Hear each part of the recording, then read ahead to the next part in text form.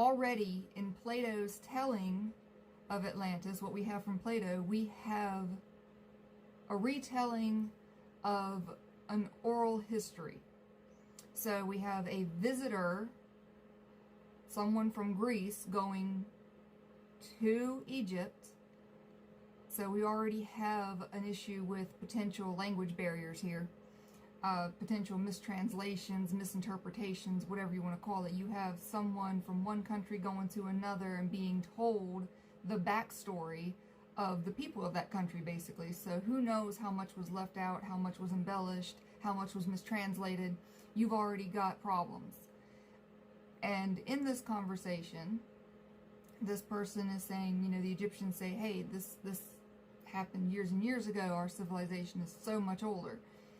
And the telling of Atlantis is not as detailed about what actually happened to it, so much as it is that, you know, it was grand, it was technologically advanced, it resided out in the true ocean. Now this is where it gets a little interesting, and what people are basing their search for Atlantis off of. They're basing their search for the location of Atlantis off of the clues that Plato has written, off of this conversation that he's overhearing.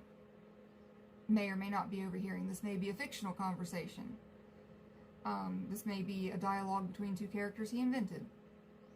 So anyway, according to Plato's clues, you have to leave the Mediterranean. He makes this very clear. There's no room for interpretation here. So, you know, yes, the Mediterranean is full of sunken cities, and the water levels have risen, and you can find all kinds of archaeological treasure troves in the Mediterranean. Atlantis is not in the Mediterranean. Plato makes this very clear. You have to leave the Mediterranean, and even back in his day, they knew the difference between a sea and an ocean. You have to go out to the true sea, the true ocean. You have to go out to the ocean, past the Strait of Gibraltar, the Pillars of Hercules. Everyone is pretty clear that the Pillars of Hercules means the Strait of Gibraltar. We're all pretty much in agreement there. So you have to go beyond that and out into the Atlantic Ocean. That would be the true sea. It's much, much bigger than the Mediterranean. So anyone who's searching for Atlantis in the Mediterranean is already off to a bad start.